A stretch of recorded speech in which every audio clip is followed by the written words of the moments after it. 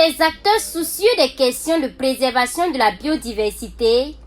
en échange dans cette salle de conférence du ministère de l'Environnement, de l'eau et de l'assainissement, ce 5 avril 2023. Ces acteurs qui sont des services techniques de l'État, des universités et institutions de recherche, de la société civile, du secteur privé, des élus nationaux, des collectivités territoriales, de la presse et également des partenaires techniques et financiers, discutent et font des propositions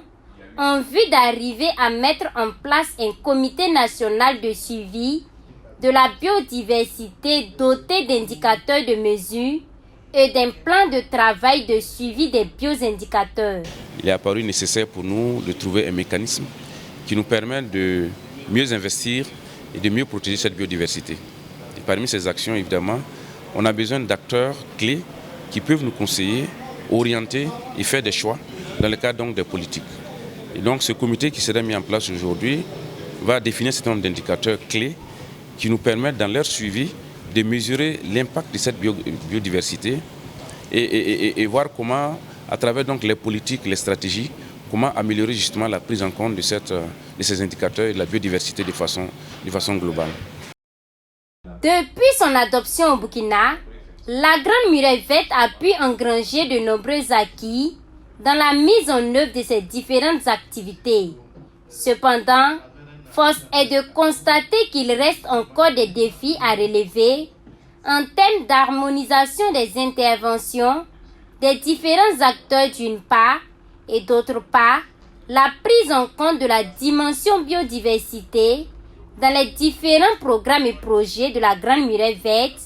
selon Adama Doulkom. L'initiative, dans le but de participer au suivi et à l'intégration de la biodiversité dans son programme, a jugé nécessaire de signer une convention avec BirdLife International,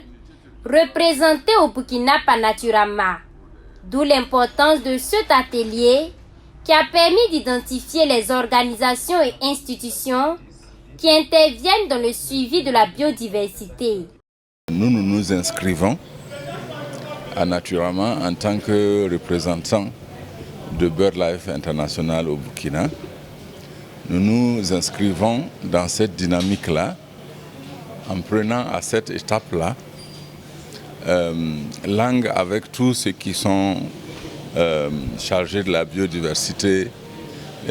dans cette zone-là pour voir comment est-ce qu'on peut s'organiser pour suivre la biodiversité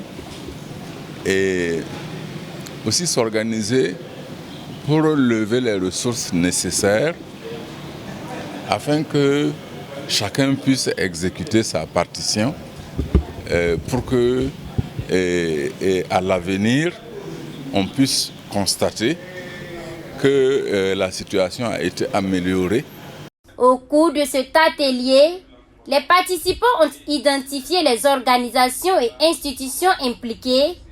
dans le suivi de la biodiversité au niveau national, tout en procédant à la mise en place du Comité national de suivi de la biodiversité. Ils ont également défini les indicateurs de suivi dans l'espace de la Grande Muraille Verte. Pour finir, ces derniers ont aussi élaboré le plan de travail annuel du comité qui a été mis en place. Le coordonnateur national de la Grande Muraille Verte invite cependant les différents acteurs qui ont pris part à cet atelier à une participation active afin de contribuer à la mise en œuvre de la Convention sur la diversité biologique au Burkina. Là, c'est une étape d'un processus qu'on a engagé. Ces acteurs seront appelés au niveau donc opérationnel de pouvoir nous accompagner. Donc ça, c'est vraiment ces recommandations que nous attendons de ces partenaires, mais également leur engagement à nous accompagner dans un processus que nous venons de commencer. Donc c'est vraiment le début d'une histoire que nous sommes en train de construire avec l'ensemble des parties prenantes. À travers ce partenariat, l'initiative de la Grande Muraille Verte et BirdLife International compte mettre en œuvre plusieurs activités en lien avec la protection de la diversité biologique, et ce, à travers plusieurs axes majeurs que sont la restauration des paysages, le renforcement des capacités en matière de conservation de la biodiversité, l'exploitation et la diffusion d'informations de bonnes pratiques et leçons, l'appui à la sensibilisation et au plaidoyer envers les politiques et décideurs, et enfin, le développement d'initiatives conjointes de mobilisation des ressources.